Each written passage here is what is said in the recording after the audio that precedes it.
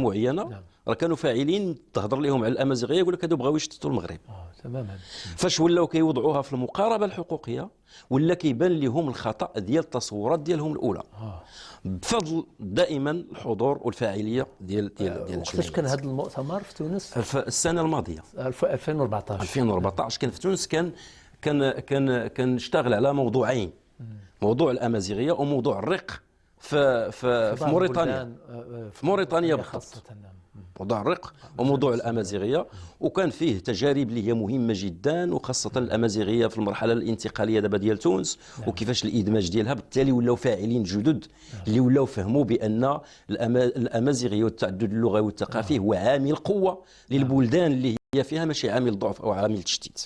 الموضوع اللي ذكرتي فيه كما كتعرف بان المغرب هذه السنه كان مطالب انه يقدم هذا التقرير ديالو قبل امام لجنه الحقوق الاقتصاديه والاجتماعيه والثقافيه. هذه اللجنه هي منبثقه على العهد الدولي للحقوق الاقتصاديه والاجتماعيه والثقافيه ديال 1966.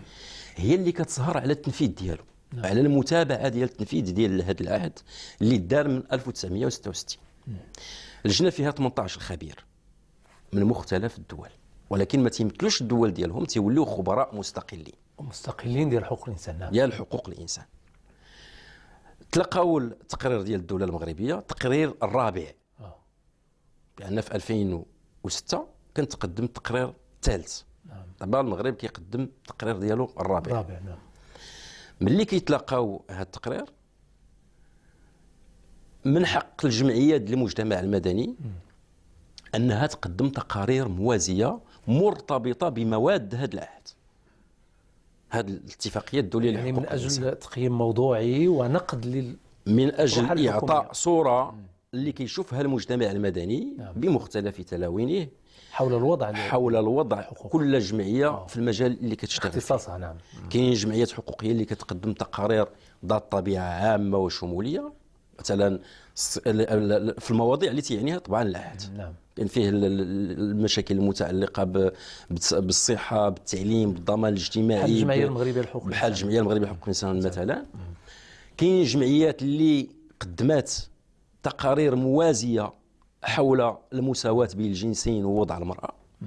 يعني كان مثلا المنظمات المراه في المغرب والشركاء ديالها، والمنظمه الدي في ام، الجمعيه الديمقراطيه للنساء في المغرب، عندك غير نماذج.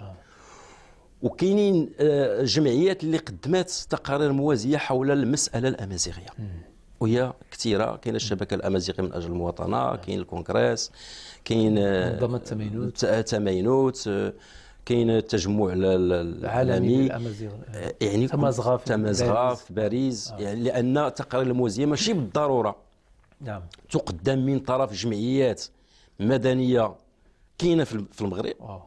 ممكن يكونوا جمعيات ماشي في المغرب ولكن مهتمه بالوضع الحقوقي والشأن ديال المغرب وتقدم تقارير موازيه، وعندها معطيات اللي تقدم، وعندها طبعا معطيات، لان ما يمكنش تقدم تقرير موازي ديالك الا ما كانش عندك مؤسس على معطيات، على وقائع، على المجال انت اللي كتشتغل فيه، على احصائيات، على هذه الامور. ملي كتلقى هذه اللجنه التقرير ديال المغرب كتصيفط له الملاحظات ديالها قبل الانعقاد ديال هذا اللقاء.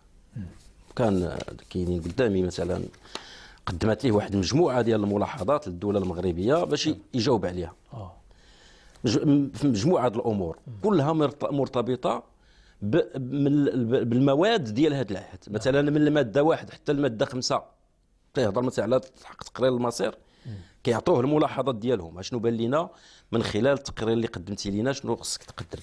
مثلا عندنا مجموعه الامور، الثروات والموارد الطبيعيه، المساله ديال عدم التمييز، المساواه بين الرجل والمراه، المسائل المتعلقه باحكام الحق في العمل، الحق في التمتع بظروف عمل عادله ومواتيه، يعني الحقوق النقابيه، الحق في الضمان الاجتماعي، حمايه الاسره والام والطفل، الحق في الصحه، مستوى معيشي ملائم، التعليم، الحقوق الثقافيه.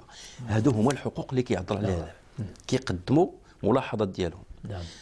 نهار 30 في شهر 9 و1 دجنبر اكتوبر رسميا حضر الوفد المغربي امام هذه اللجنه في جنيف، وقدم التقرير ديالو برئاسه وزير التشغيل واللي كان تيترأس الوفد الحكومي. بالنسبه للمجتمع المدني اثناء المناقشه في القاعه الكبيره اللي كيكون فيها الخبراء جالسين، المناقشه ديال تقرير الحكومه تيكونوا الخبراء جالسين، رئيس الوفد المغربي زائد الوزير المنتدب ديال المغرب في جنيف اللي هو السي أوجار، زائد ممثلين جميع القطاعات تقريبا الحكوميه كانوا حاضرين. يمكن نقول لك كانت واحد 26 ولا 25 وفد من اللي كيمثلوا الوفد الرسمي المغربي ديال المغرب. بالاضافه للحضور ديال المنظمات المدنيه سواء اللي مشات من المغرب، حيت كاينين منظمات اللي قدمت التقارير الموازيه وكاينين منظمات اللي حاضره ولكن ما قدماتش تقارير موازيه، ولكن ممكن تشارك في النقاش. ما كتشاركش في النقاش في القاعه العموميه.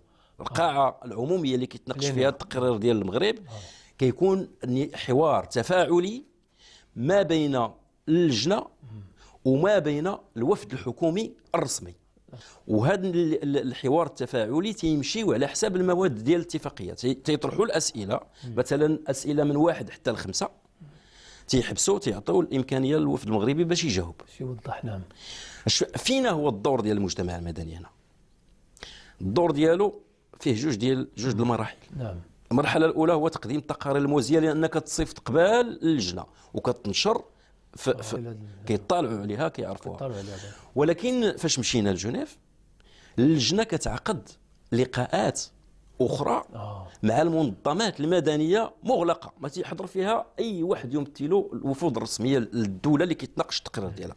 تعقدوا جوج اللقاءات يعني لا الجمعيات الامازيغيه لا حضرات معاهم كاملين واضح، وفعلا كيكون واحد التنسيق باش نربحوا الوقت اكثر لان ما تيكونش عندهم الوقت كثير. نطرحوا الاسئله على حساب كل واحد والمواضيع اللي كيمثل ونسمعوا الاستفسارات ديال اللجنه باش نعرفوا اشنو هي الاهتمامات ديالها اكثر. نعم. بالتالي تعقدوا جوج اللقاءات مع المجتمع المدني قبل ما يتعقد اللقاء الرسمي مع الدوله المغربيه. نعم. الاول كان نهار الاثنين لان التقرير كان نهار الاربعاء والخميس. نعم. واللقاء الثاني دار ساعه قبل انعقاد الجلسه العامه لمناقشه التقرير ديال المغرب. هنا كتكون عندك الامكانيه طبعا ديال انك تطرح الامور اللي كتشوفها عندها اولويه داخله في صميم عمل ديال اللجنه وكتطالبها فعلا تطرح فيها توصيات اللي هي في اطار الترافع كما شرتي ليها، لان التقرير المغرب كيتناقش على مرحلتين.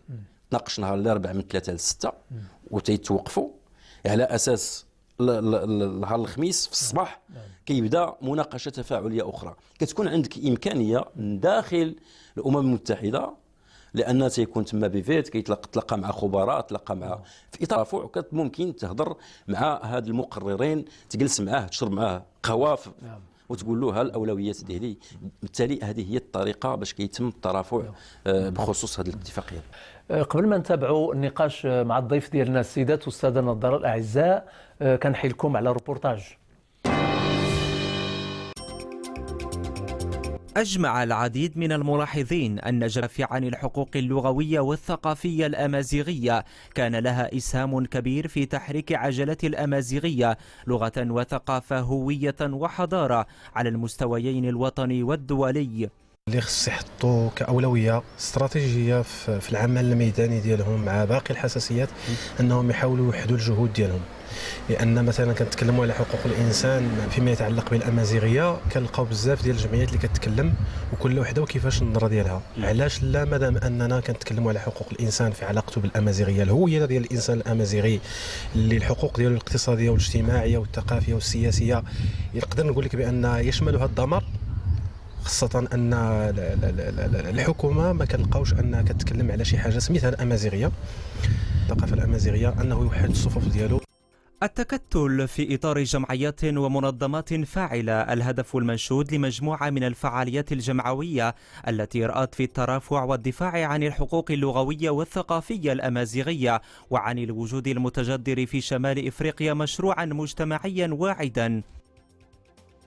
هذا الوجود يعني يعرف تذبذبا في دفع بالدولة المغربية إلى الاعتراف بالمؤسسات بالأمازيغية، ابتداء من معهد الملكي للثقافة الأمازيغية مرورا بترسيم اللغة الأمازيغية في دستور 2011. ولكن رغم ذلك ما زال الوضع وضعا هش